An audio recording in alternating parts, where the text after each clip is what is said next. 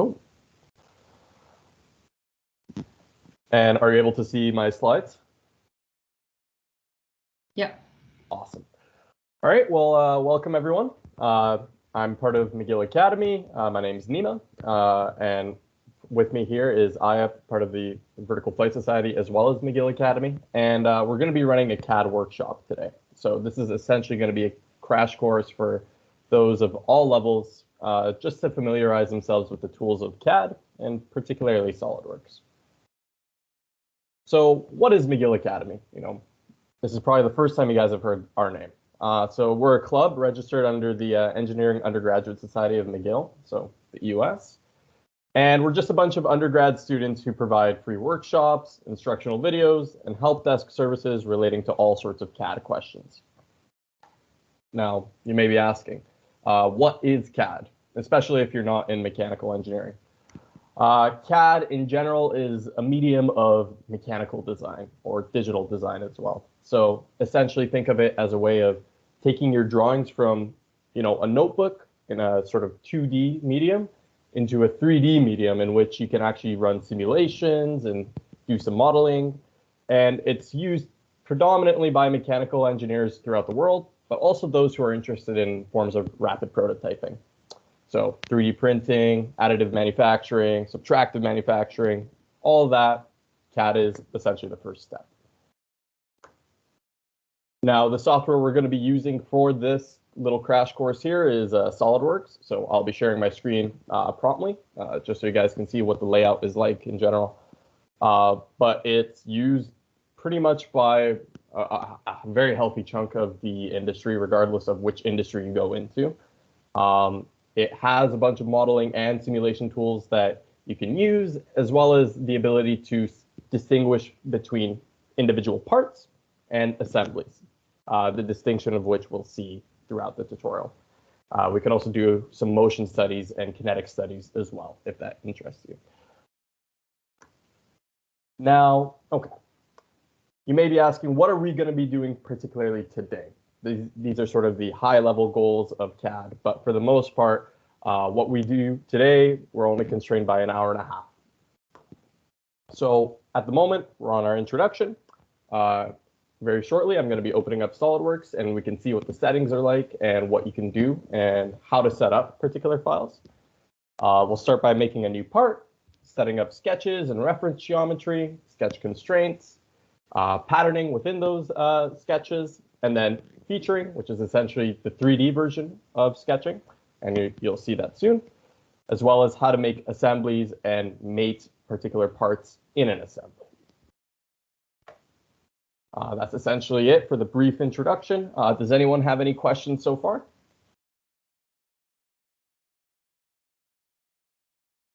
Nope. Awesome. So I will switch my screen here, and we will share to my other screen. And are you guys able to see my screen now? Yeah. Awesome. So I've essentially opened up SolidWorks here. As I mentioned, it's a very prominent CAD software used by a variety of professionals throughout the world. And this is essentially what you're going to be greeted with when you open it up for the first time. Now, usually what you want to do is you want to create a new file, right? So we'll click File, New. And whenever we do that, you'll essentially be prompted with this box right here. So you can essentially make a part, an assembly, or a drawing. Now, a part, for those of you who are not familiar with the jargon, is essentially one singular component of an entire assembly. So think of it like this. Say you're making like a Lego structure out of 3 bricks. Each of those particular bricks is a part of that entire assembly. And an assembly is just an arrangement of parts. A drawing is a very engineering-centric tool in which you can plot out the dimensions and sort of nuances of your design. And it's something that you submit to machinists and different types of contractors so that they have an understanding of how to actually manufacture your part without having G-code in particular. So G-code is something we use for CNC operations. Now, for the sake of today's tutorial, we're mostly going to be focusing on parts and assemblies. Now, if you also click on the advanced button right here, You'll have different types of templates, as well as different sort of configurations right here, but we're not really focused on that. And there's also tutorials as well. But for the most part, we're already in our tutorial, and we're going to click on the novice setting. So let's press OK on the part, and we'll go right into it. So give it a moment to load. It's a bit of a hefty software. And perfect.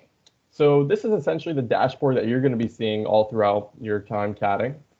So you have your features, sketch, markup, so on, all these different tabs. And the most important thing to learn how to navigate for the most part is your feature tree right here. So you'll see as we add more and more features, you'll see different features that you can either hide, suppress, and essentially edit on the fly. So say if you made an error on a previous step and you don't want to revert all of your changes, you could simply just right-click it on this feature tree and you'll be able to see what you have. But the key things to be very familiar with right here are your reference geometry before you even start sketching, before you even start featuring. So reference geometry in general are different planes that we use, as the name insinuates, to reference from. So essentially we have our front plane here, we have our top plane here, and we also have our right plane here. So these are sort of fundamental datums in which you can start new sketches. And sketches are essentially 2D constructs that we can convert them to become 3D eventually throughout the time.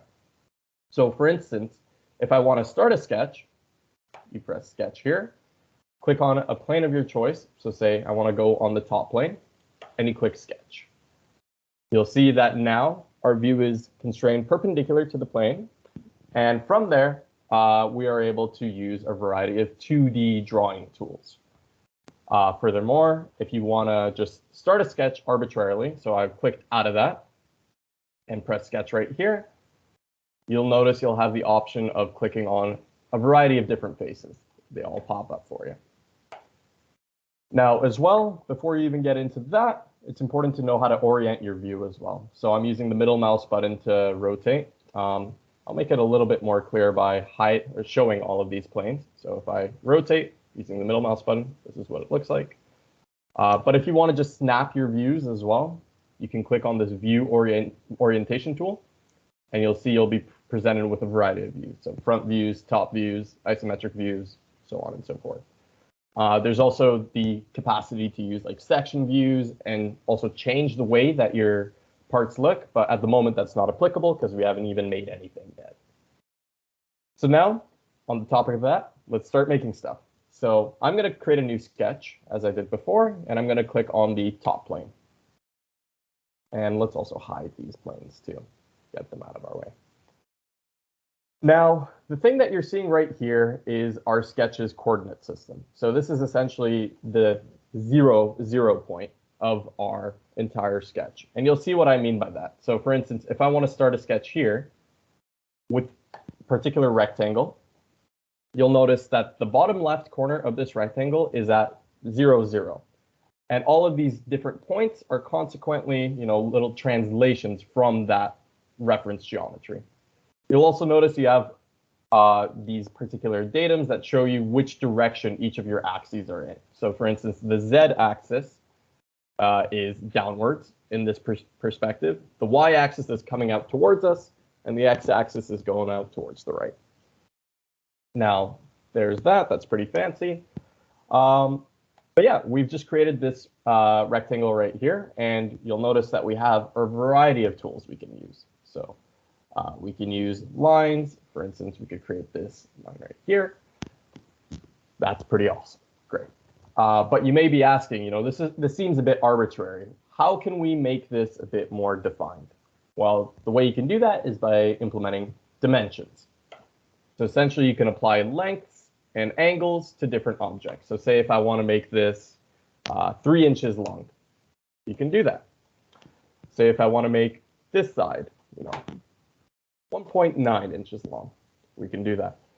Say if you want to apply an arbitrary angle, you can also do that. So essentially what I did here is I just clicked 2 different lines, and it promotes the angle between 2 lines. But you'll notice we'll actually be presented with an error. So right here, this is something that you'll probably see quite a bit throughout your experiences, is that by adding an additional dimension, sometimes your sketch becomes overdefined. And essentially what that means is you have too many constraints that are essentially interfering with one another. And you'll see what I mean when I show you how to use constraints. So we'll get rid of these dimensions for now, and we'll actually play around with a few constraints too. So say if you want to delete stuff, you can use the trim entities tool. And essentially this is like a very quick way of, deleting any type of singular lines that are bugging you in general. Now, if I want to actually constrain something, we'll make another arbitrary shape like so. So this is just a triangle floating in space, right? Now, the easiest way to constrain it is to essentially click on the particular points you want to constrain. And constraints are essentially ways of limiting the motion of your sketch. And they're extremely important when you're actually CADing, mostly because of the fact that, say, if you make a design change later on, especially if you're using equations to govern how your sketches look, if they're not properly constrained, essentially, you'll see that they'll move in very weird ways. But again, that's a very high-level concern. For the purpose of this tutorial, I'll just show you how to do it for the sake of making it look more aesthetic. So say if we want this vertex to be over the midpoint of this line, essentially what you do is you click on the vertex. You can then shift-click on the midpoint of this line, and you'll notice it automatically hovers. And you can click a vertical constraint. And you'll notice, no matter what I do, so if I want to drag this here and there, that one vertex is always going to find a way to be directly above the midpoint of the line underneath it. So that's a pretty cool little feature we've added there. In addition, if you don't want this side to, move around with respect to the Z axis, essentially what you can do is you can click on this vertex right here, shift click on the origin, and click a horizontal constraint, or in this case, it's called a relation. And you'll notice now, if I try moving my mouse, it will only move along the x-axis. So does that make sense so far? Does anyone have any questions? I went a little bit faster.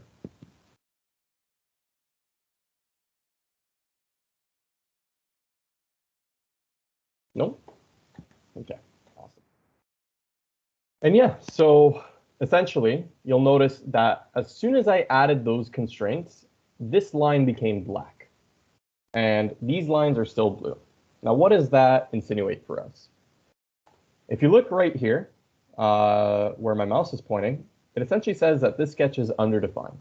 And like I mentioned before, you have three different states that you can potentially have for a sketch. You can have an underdefined sketch, you can have a fully defined sketch, and you can have an overdefined sketch, right? So an underdefined sketch means that, say if you want to move any of these particular points, the sketch will actually move with it, right? So it's not essentially rigid in place. And this means that for any type of change that you implement in the future, this sketch is subject to move. Generally, this is not what you want, especially on large-scale projects. Now, how do you address this? Well, the way to address it is by adding more constraints and more dimensions. Dimensions are also a form of constraints as well. And by that, say, for instance, right here, you want to define this length as being 3 inches. Well, now you'll see that this point right here, it used to be blue, but now it became black. So the individual point became black as well, meaning that point in itself cannot move. So if I try moving it, if I try dragging it, nothing's going to happen.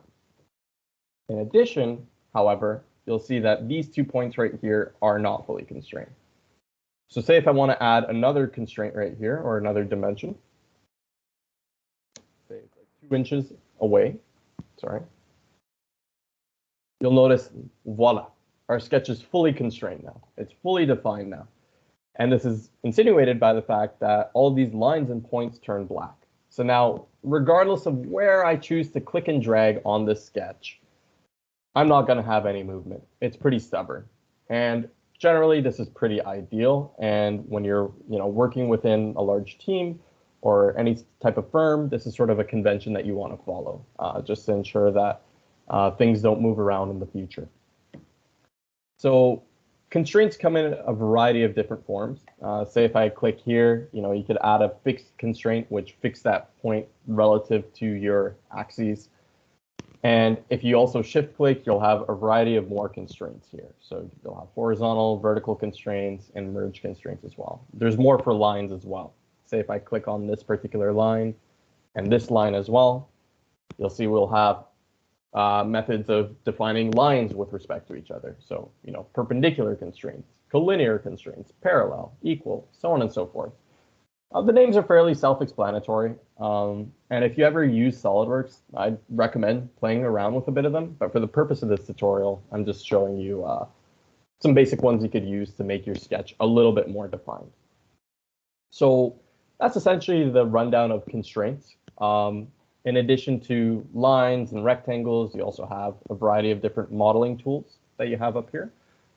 And you also have trimming tools as well. So like I mentioned before, say if you don't like one particular line, you can use the trim entities tool to essentially click and drag and remove a line from your sketch. And that's something I use quite frequently, personally. It's also particularly useful if you have lines intersecting each other. So say if we have this sort of situation going on where I'm creating two different lines like so, and you'll notice that, I want to delete one of these lines, right?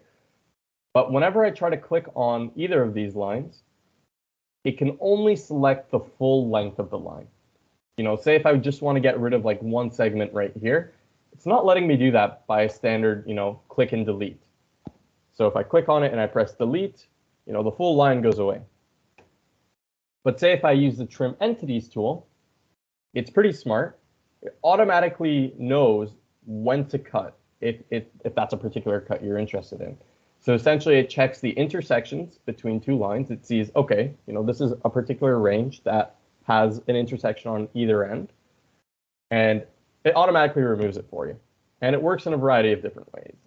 For instance, if I want to get rid of that line, I can do so. And it's a tool that I would definitely recommend using pretty frequently. It's a much smarter way of CADing instead of, deleting things by their entire chord lengths and essentially re-CADing. It also comes with the extend entities tool, where you could essentially do the opposite of what I just did, where it senses the next portion it's going to intersect with and extends the line to that point. However, say if there's some particular geometry that was a bit difficult to CAD and you want to keep it, right? So say if I want to extend this line, and say if I only had the capacity to CAD half this line, right? So sorry, this constraint, as you can see, is unsolvable. And essentially what that meant is one of these constraints is too much for the sketch. So whenever you see red lines and red dots like that, that means your sketch is overdefined. And that usually happens when you play around with what lines you have in play. But relating back to my old point, say if you have this type of geometry and you want to replicate it, right? But you don't want to CAD the whole thing by hand. Well, you can also mirror it too. And this is a tool that I use quite frequently as well. So say if I want to mirror this entire sketch, so these particular features in general, and you want to mirror it about a particular axis, so in this case, this vertical axis that we just created, you'll notice that instead of having to redo this entire sketch by hand, you can essentially just make your life a lot easier if the object is symmetric and just mirror it. So that's another tool that I like to use quite frequently. And there's also patterning tools as well. So say if you want to have multiple of these along the same line, well, you can use a linear sketch pattern as well. So essentially you can select this whole thing. I'm just going to select the outer edges. And you'll notice that it gives you a preview of where you'll have another instance of. So instances in this case is the number of copies that you have of that particular object. So say if we go 5 inches apart and we have 2 instances, well, our first instance is the original one. The second instance is the new one that we make. And if I press OK, there you go. There's a linear sketch pattern right there. You can also have it in a way where you can have it along different axes. So say if this x-axis isn't working for you, you could also say 0 in the x-axis, and you'll also notice, oh, sorry, my apologies, because we haven't enabled the y-axis. So we can, sorry about that. Essentially, the point I'm trying to get across is that we also have the ability to use it along the y-axis as well, if we'd like. So essentially, that's something you could play around with. I added another instance here along the y-axis, and I can remove an instance along the x-axis. And essentially, if I press 5 inches along the y-axis, you'll see that we did essentially the exact same thing, but vertically now. So you can go with the linear sketch pattern, as the name insinuates, along a line. So you can either go along the x-axis, y-axis, or whatever axis you define. In addition to that, we also have a circular sketch pattern. So say if you have like a particular vertex that you're interested in rotating this particular object about, you click the vertex of the object, and then you can click the entities to pattern. So it didn't really select the right point there.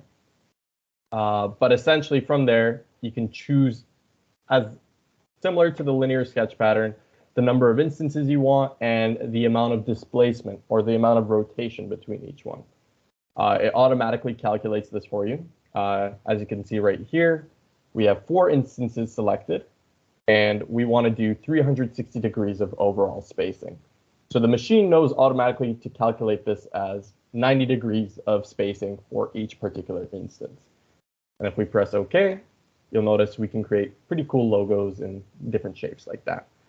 And that's particularly useful for features in which you have, say like a bolt on one end and you want to rotate it about an axis. You don't want to CAD that bolt, 5 or 6 times. You want to be able to pattern it about that axis 5 or 6 times and essentially make your life a lot easier. So those tools are all in the 2D dimension. So as I mentioned, this is the sketch. So everything that you're seeing right now, if I rotate my camera, it's flat along the y-axis. Now your next question may be, how do we go from two different dimensions to 3 different dimensions? Well, what we can use are featuring tools. So essentially that wraps up everything that I wanted to say for sketching in particular. Does anyone have any questions?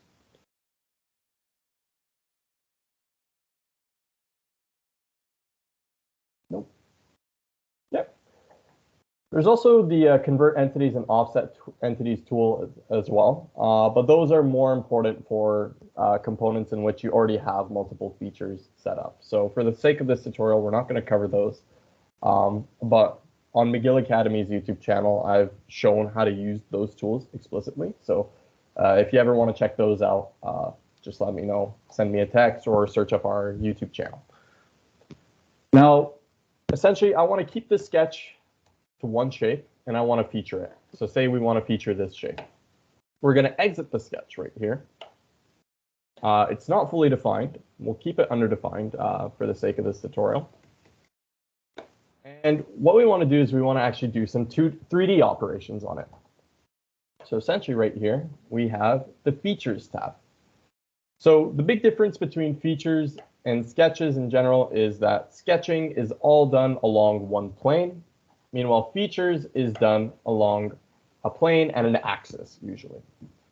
So say if we want to extrude this outwards towards us, you can use the extruded boss/base tool. And you click on this particular sketch that we made, and you can select different contours right here. So if I right click and press clear selections, you'll notice that if I hover my mouse over, it automatically knows that these are particular contours that may be of interest to us. And the way that it knows that is because these lines are fully intersecting one another. So if I click these different contours right here, say if I want to only extrude the entire object, we can extrude a variety of depths. So, we could go 4 inches upwards. We could go 3 inches. It's up to you. And the way we can do that is with the blind featuring tool. So essentially, a blind feature essentially means that you define how far you want to go. This is usually done if you have something where you already know the value that you want to go, or essentially it doesn't really matter. It's more arbitrary in that sense. You usually use the blind featuring tool. But there's also a variety of different options in case if you don't know the value that you want to extrude. So say if you have another feature in front of it, you can choose up to surface. You can also offset it from this particular surface and say, okay, I want to go, if I click my feature tree, I want it to be offset by 3 inches. Or say we want to click here. Okay. Sorry, just added some shaping there. For some reason, it's not letting me click the surface. I think it's just because I haven't defined many things. But essentially, those are additional tools that you can make use of to make your extrusions a lot easier. For the sake of this tutorial, I'm just going to go and extrude these features, and I'm going to get rid of the thinning features. And we're going to extrude by 1 inch. So as you can see, when we do the extrusion, we have a big solid block right here. In addition to extruding linearly, we can also do it in a circular direction too. So say if I go here and I want to essentially extrude this same face again, we've clicked our axis of revolution and I want to extrude, say, this particular portion. So hopefully this works. This may not work just because of the geometry. Oh, perfect. There we go. It did. And you'll notice that we can also determine how much we want to extrude about this axis. So if I go and press 180 degrees, we'll revolve 180 degrees from the sketch. We can also change the direction in which we're revolving. And we can also add a different direction too, if you want to change the amount that you're extruding along 2 different planes. So say if we want to go more along the bottom half, we can do that. So if we press OK here, you'll notice we get some more interesting shapes like so. And pretty much that is essentially the tools that I've shown so far are essentially the fundamentals of what you'll use in CAD throughout. It's either going to be an extrusion or it's going to be a revolve. Sometimes you may have to use lofts and sweeps as well, but those are much less common than extrusions and revolves. So these are the tools that I'd recommend making, spending a lot of time familiarizing yourself with. But essentially, before I go any further, I also want to outline that it's important that you understand the cycle of how CAD usually operates. So whenever we're trying to CAD something, you start from 2D, you start from the sketch, and then once your sketch is fully defined, or if it's sufficient in your eyes, then you transition onto the 3 dimensions. So that's done usually by an extrude and a revolve. And this loop is essentially something that you're going to be repeating all throughout your experiences. You're going to start a sketch, establish some reference geometry, and from there, you'll essentially convert it to a 3D object. So this loop is something that comes up quite frequently. Now, those are 2 different tools that we can make use of so far in the 3 dimensions. We'll stick to extrude just because we can do a little bit more with it than revolve at the moment. But you'll notice that we have sweeps, lofts as well. We're not going to show that right here because those are a little bit more advanced, but essentially think of them as ways of saying, okay, if I have a sketch on one plane and if I have another sketch, 5 inches above that sketch, you can essentially define how that sketch is extruded towards the other sketch using lofts and sweeps. So that's something we could set up another time. But essentially, what I really want to go over are these cuts and different types of cuts. So we have extruded cuts as well. So I'm going to make my sketch visible. So I'm going to right click and show. And if I go back to clicking on here with cut selected, you'll notice that we can select contours again. And I'm going to select this contour right here. And I'm going to flip the direction too. So flip side to cut. Oh, sorry. I should have gone through all. And through all both. Now you'll notice that from here, if I press OK, we'll have open and closed contours. And that's mostly because of the fact of how we define this sketch. So usually it's actually a lot more healthy to define cuts as separate features. So we can create a new sketch on the face of this object right here. And From there, we can define what we want to cut from. So I'm going to hide the previous sketch, and I'm going to say, okay, I want to essentially cut this length off of my object. And another fancy little tool that you can use with sketching is the Convert Entities tool. So essentially, if you already have a predefined feature, the Convert Entities tool will allow you to click on particular items of that feature and project it up to the sketch plane that you're interested in. So if I click that, you'll notice that we essentially copied features from our previous feature and put it onto our sketch. And this actually makes our life a lot easier because then we can use the Trim Entities tool and cut off the excess.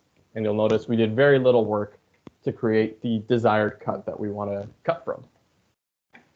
So we'll go ahead and, why not? We'll fully define it too. We'll say this is an inch above our datum. And from there, we'll click Extruded Cut. Now you'll notice right here, it gives me the option to cut at different lengths because of the blind featuring, as I mentioned before. So if I want to cut 0.5 inches, we can do that. As well, it also gives you the option to go through all. So in the case that you want to go the entire length of whatever object you're trying to cut through, this is the option to choose. You don't necessarily have to define like an arbitrary blind cut that goes, way past the object. Usually through all is a pretty smart way of doing that without putting in any brain power. You can also do up to next, which again is up to the next surface that it'll see. And all the other features are essentially identical to what you'll see with extrusions. So extrusions are the way of adding material. Cuts are the way of subtracting material. So for the sake of this, let's say we want to do a 0.5 inch blind cut. We can do that. So 0.5. Go. Now, another thing is typically when you've taken any sort of machine element design course or any type of course that is related to the principles of manufacturing, a key ethos to stick beside is, design for manufacturability in general, and sort of seeing how your object would be made if it was to be made with a machine. I mention this because of this particular feature right here. So say if you want to create this out of a mill. So a mill is essentially an automatically operated, drill bit that is essentially going along and cutting material from a block of material, right? And say if you want to create this particular sharp edge in general, usually the robot is not going to be able to do that because the mill itself has a radius that it has to abide by. And there's different rules that you have to abide by to make sure that this is manufacturing. And the way we usually negate it is with the next tools that I'm going to show right here. So particularly fillets and chamfers are extremely important when you're CADing, especially if it's something that you're going to actually manufacture. So say if you want to fillet this edge, essentially what it does is it smooths it out for you. You can give it larger radii. And you'll notice right here, this has instantly become far more manufacturable. And another thing is it prevents stress concentrations as well. Sharp corners in general are a no-go when it comes to CADing. And you can apply this to outward bounding objects as well. So say these corners right here, we can apply fillets. And you'll notice that when I press OK, it makes the object a lot more smooth. So stress concentrations, never heard of them.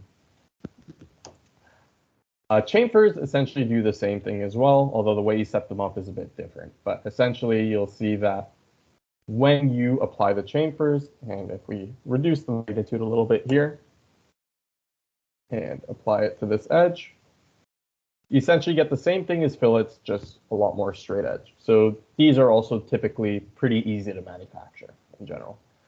And they're generally tools that you apply to the end of when you've done most of your modeling. For the most part as well, we also have patterning as well. So patterning for features is essentially identical to how you do it for sketches. So say if we want to pattern this entire object, so we'll press Boss Extrude. Oh, sorry. I have to press Delete and then click Boss Extrude. you can click it for features as well as bodies. So say if you want to do it for, you want to essentially copy a chamfer onto another object, you click it for a feature because a chamfer is a feature. But if you just want to copy this whole body, so this whole solid object, you deselect that and you click bodies right here.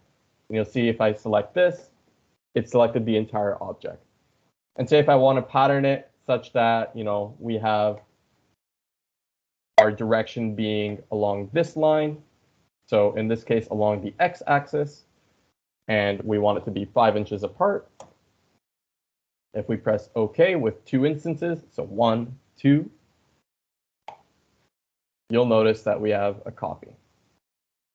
In addition to that, we also have our circular pattern as well. So instead of defining a particular point to rotate about, you determine a particular axis that you rotate it about, right? Because anything that you do in 2 dimensions, you have to project it up in 3 dimensions. So imagine projecting up a point, it'll become a line. So say if we want to do the same thing and we want to copy this object and say, put it 90 degrees across, we can do that. And we can also flip the direction. Let's do 180 degrees because we want to be fancy today. And you'll see we have this nice little feature here that's been rotated 180 degrees about this axis right here. In addition as well, mirroring works the exact same way. The one thing though is instead of mirroring about a line, you mirror about a plane now. So say if I want to mirror about this plane right here, we can do that. And then we want to mirror this entire body. We can click that and press OK. And there you go. You've got this nice little chocolate bar looking type of body that we just created right here. Finally as well, and maybe I should have introduced this earlier in the beginning, but reference geometry is exceptionally important for any sort of CAD. And the reason for that is because it allows you to define sketches. So say if I want to sketch, right? I want to sketch about 1 inch higher or 1 inch along the y-axis above this particular object. Well, I don't really have a very clear way of selecting a plane where I can sketch that high. But with reference geometry, you can do that. So if I click reference geometry and I click a reference plane, what I can do is I can select a reference. And essentially, I can define how far I want it to be offset from that in this case. So in this case, you can define an offset, but you can also apply a variety of different constraints to your reference geometry. So as you can see here, I've set up a plane that is 1 inch higher than this particular plane right here. And from there, you can establish a new sketch on this plane. And you'll notice that if I draw any sort of line here, I'm going to make like a big rectangle just for demonstrating my point. And if I exit, it is projected 1 inch above our previous plane. And like I mentioned before, for tools like lofts and sweeps, this is exceptionally important because you can essentially go and say, okay, from this particular face, from this feature, I want to extrude up to this particular sketch. But you don't want to quite do a linear extrusion. You want it such that it's tapered towards another sketch. That's essentially what reference geometry allows you to do. So think of it as being able to plan different sketches ahead of time. As well, there's also a reference axis, which is another tool that I use quite frequently. So say if you want to do any sort of, circular revolve, a reference axis is something you typically put if you don't really have one already defined. So essentially, if I want to define this as a reference edge, I can do that, and I can also expand this in like different arbitrary directions as well. And you'll notice that, say, if I want to do any sort of revolve, so if I get rid of this sketch, and if I get rid of this plane, if I want to do another revolve, and I can click, oops, sorry. I want to click on this body right here. Oh, sorry, I meant to do a circular pattern. My apologies, bit of a brain fart. If I click bodies, and I click on this object right here, if we go and we want to establish our reference axis, we can click on the axis that we just referenced. So think of it as setting essentially a new way to look at your problem from. So a reference plane is a new plane to establish a sketch from. A reference axis is a new thing to essentially revolve around. Those are two particularly important things that you can set up before setting up a sketch. But that essentially wraps up the featuring and sketching part of the crash course. Again, I'm going a little bit fast because we're a little constrained on time, but does anyone have any questions so far?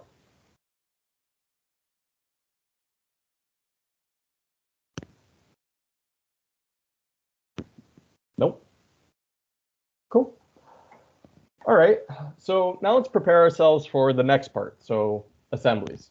So say if we have two different components that we essentially want to, fit together. So say it's something like, I don't know if anyone can see my camera right now, but I have a calculator and I have a calculator cover. And say if you want to model both of these, but you want to find a way of like fitting them into each other, you can't just do that with one part file. So essentially, it's not going to be modeled accurately because a part file essentially assumes that you're modeling one of these components, either the calculator case or the calculator itself.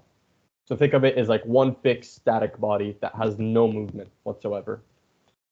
The solution to this is to create an assembly out of two different parts. So the part would be the calculator and the case, and the assembly would be both of them put in together. So let's create something that would be fairly friendly to create an assembly from. So say if I want to delete everything, I know it's pretty sad. We're deleting all of our work, but that's okay. And we want to establish this on our top plane. So say if I want to create an object, just a regular square, and I'm going to actually fully constrain it now. So we'll say 2.5 inches here, 2.5 inches here. And what we want to do is we want to extrude this. So if we extrude that and go up by an inch, that's perfectly fine. We have this 3D block here. And essentially what we want to do is we want to create a hole in the middle of it. So we'll keep this in mind. The hole is going to be 0.5 by 0.5. It's going to be a rectangular hole. This is going to be essentially the female portion of our assembly. So we'll create a male and female form that will essentially stick together. And I'm going to constrain this to the midpoint of our object. And I'm going to constrain this edge to the midpoint of this side. You'll notice that this hole that we just matched out is perfectly centered as a result of our constraints and our dimensions as well. And it's fully defined too. So if I make a cut out of that and say we want to only cut 0.25 inches, we'll cut a little bit further. Let's say 0.5 inches. We'll press OK. And there we go. We created this perfectly symmetrical object in which it has a hole in which you could jam something into. So I'm going to save this. I'm going to say this is, so I'm just going to create a new folder.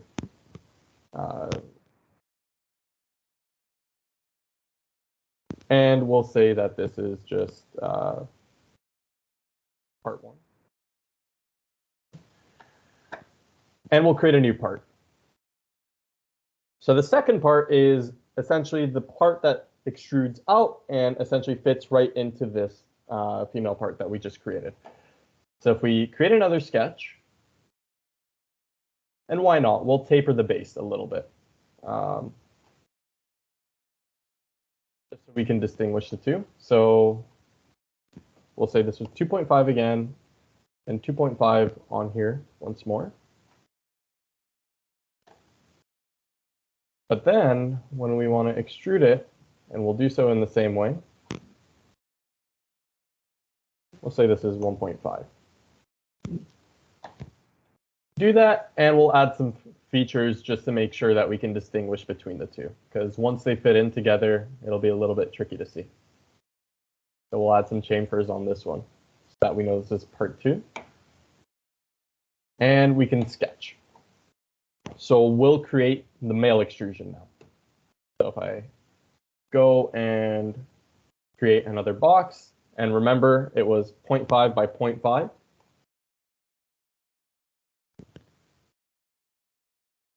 We'll do the exact same constraints as we did before. So a vertical constraint with the midpoint of this line and this one. So essentially they always have to be above each other to keep this object symmetric with respect to the rest of the object.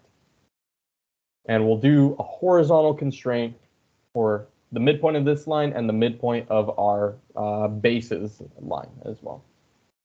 And that's perfectly symmetric as well. And now we'll extrude this. I think it was 0.25 inches or 0.5, if I'm not mistaken. Here, let me double check. So if we go into part 1, we can double click on here, or I'll just click edit feature, I'll right click, and yeah, that was 0.5 inches extruded inwards. So the other one is perfect. Okay, so we can save part 1 and we can also save part 2, and we can create an assembly from these two now.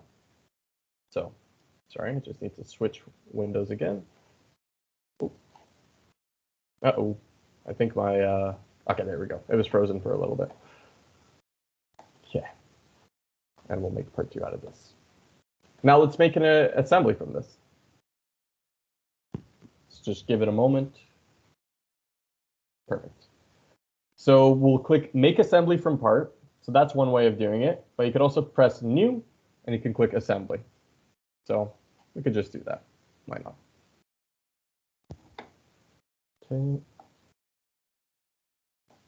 Just give it a quick moment. Once you start adding more and more parts, it becomes a bit more computationally laborious. But essentially, it automatically knows which documents are open. But you can also browse to see where your parts are. And you can essentially click and drop them in before. So now you'll see that the first part that we dropped in is the female extrusion, or the female extruded cut that we made. And it has this little F symbol right beside it. So that means that it's fixed. So usually SolidWorks does that automatically for the first part that you put in, just so you have some sort of reference for where all of your different parts in your assembly are going to go, right? This dashed line right here means that this particular part is underdefined in terms of an assembly. So underdefined for assemblies and underdefined for sketches or features means different things. So for a feature or a sketch, it essentially means that you don't have enough dimensions and constraints within the sketch usually. For assemblies, underdefined means you don't have enough mates. So mates are something we're going to go over right now. Mates are essentially how we connect different objects to each other, and they're essentially relations that we give for one object with respect to another object. So what we want to do is we want to essentially put this object into this one, right? But, you know, the most logical thing would be to, you know, say move this object and essentially have it such that it is aligned arbitrarily, right? But that's not the proper way of having these two objects, you know, being coincident with one another. You need to establish mates. So if we click mates, what you can do is you can click on this face, and you can click on this face here, and you'll see that it automatically selects a coincident mate, which is what we want here. So coincident mates essentially means that they're going to touch, or essentially their planes are going to touch. That should be more accurate, because as you can see here, these two faces, they're not actually touching from an XZ plane standpoint, but they are on the same plane. So that's important. And as you can see right here, the mate is not properly aligned because essentially we want this flipped over. So if you want to flip it, you can click anti-aligned, and you'll see that it flips it like so. But you'll say, hey, this isn't exactly what we want. It's off center, you know, they're not actually in the same socket, and we can fix that. So what we can do is we can click another face, and we can establish another mate with this face here. And you'll see now these two planes are aligned. So if we can press OK. But then, once again, you'll say, it's not quite in the socket. What do we have to do from here? Well, for 3 dimensions, you usually have to apply 3 mates or 3 constraints, just for the different degrees of freedom that you have in your system or the different axes of motion. So what I'm going to do here is I'm going to click this face right here. Then I'm going to click this face right here. And you'll notice that once we put them together, it is fully mated. And now you'll see that the little dash symbol beside part 2 is gone. And from there, we can also validate that this mate was, exactly what we wanted it to be by putting a section view in. So what I'm going to do is I'm going to change the color of the top object. So we'll apply a dark gray color to the top object, the entire body. And I'm going to apply a section view. And if I do that, you'll notice that when we actually look at essentially a split section of what we've just done, they fit perfectly. And you can actually check this using the interference checking tool. So if you go to Evaluate, the Evaluate tab within Assemblies, you can check for interferences. And if you press Calculate, you'll see no interferences. And interferences are essentially collisions between 2 objects. So if they essentially occupy the same space, that's not realistic because you can't have 2 objects merging into each other in the real world. And yeah, so essentially this assembly is fully complete. And assemblies are a lot more straightforward than sketching and featuring and any type of thing that you do in parts. So essentially, pretty much all you need to know for a surface level introduction is you have a set of mates. You should familiarize yourself with what they do. So you have tangency constraints, concentric constraints, perpendicular, parallel, and so on and so forth. Once you play around with it a little bit more, they become more and more apparent as to what niche they occupy. But for the sake of this crash course, we've covered essentially everything that we wanted to cover. So that's pretty much a wrap to it. Does anyone have any questions?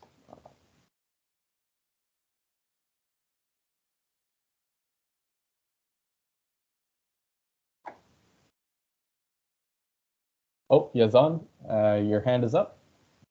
Yeah, I just had a quick question about does McGill give us access to SolidWorks, or is this something we have to get on our own?